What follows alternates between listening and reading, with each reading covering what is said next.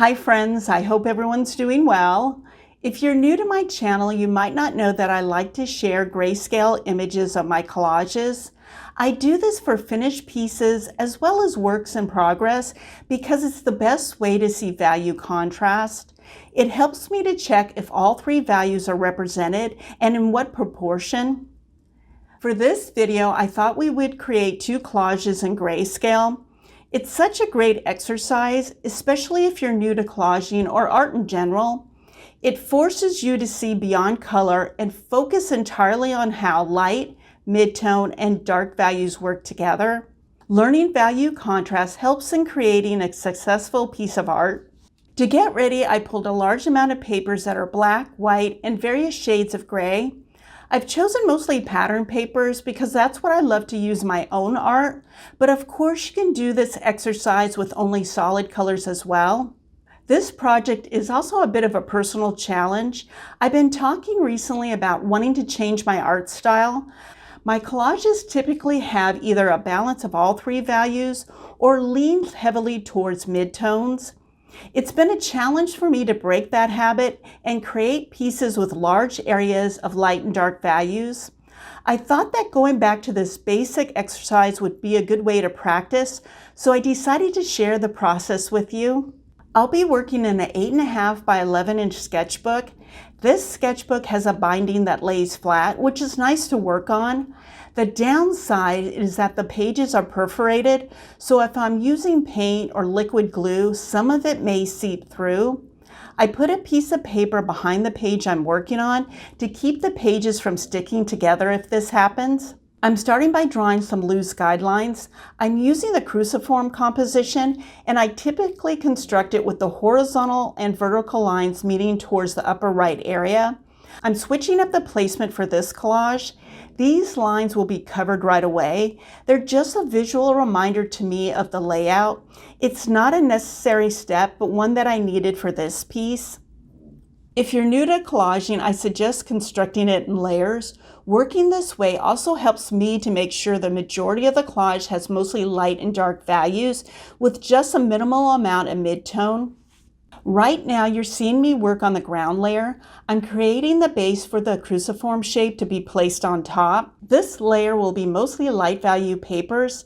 The cruciform shape will be mostly dark values. I will use midtone values as accents. I decided to use the cruciform composition because I'm very familiar with the shape.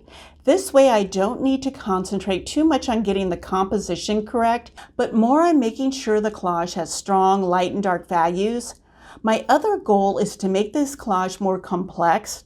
In the past, when I used this composition, the shape was simple and obvious. To add to the complexity and contrast, this ground layer will have elements that have straight edges. I will slightly vary the sizes and shapes. The cruciform shape will have torn edges. More on that shape later. I'll add music while you watch me finish this layer and come back when it's time to build the cruciform shape.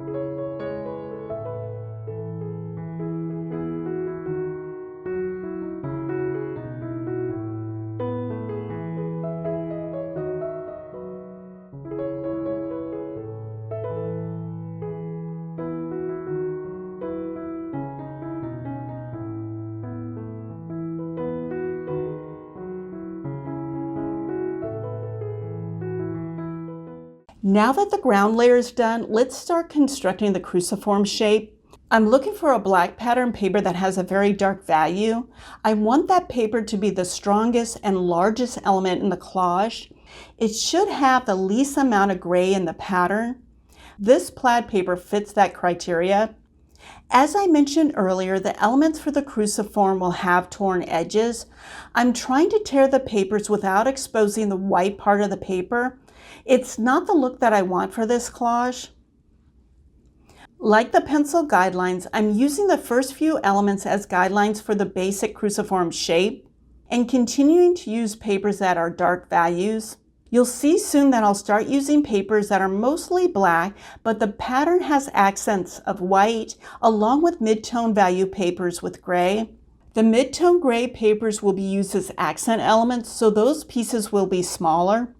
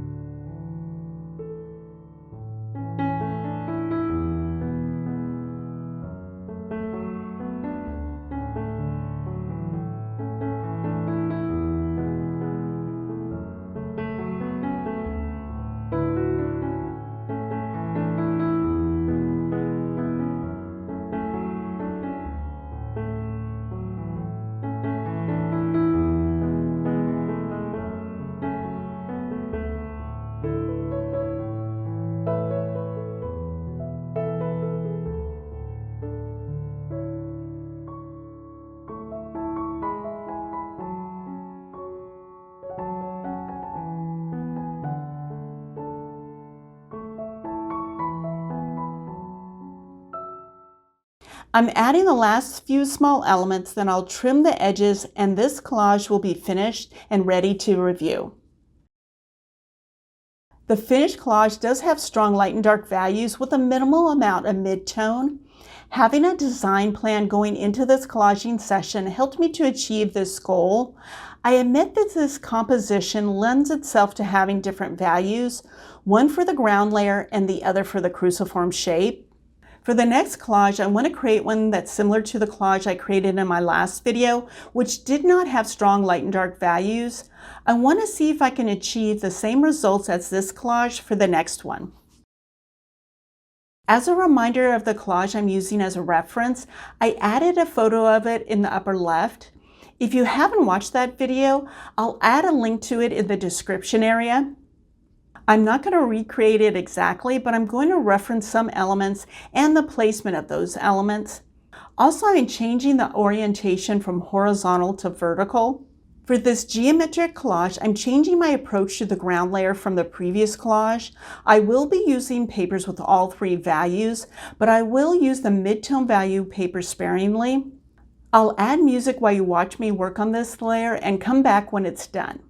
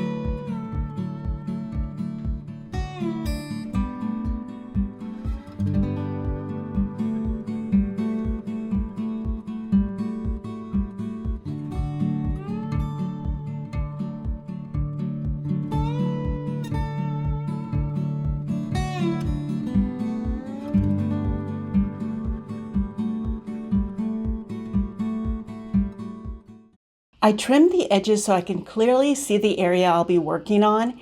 It has a lot of light value elements, so I don't want to cover too much of it. I will add a few light value elements as accents. I mainly want to add more dark value elements and a few mid-tone elements to balance certain areas. I'll add music while you watch me finish this collage, and I'll come back to review it.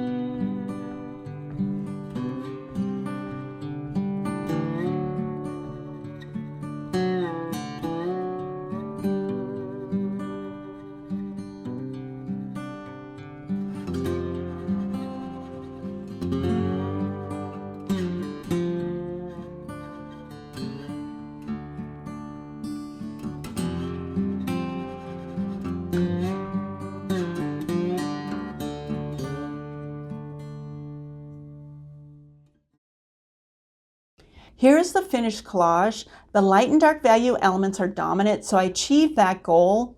Even though the elements cover the whole page, it reads slightly asymmetrical to me.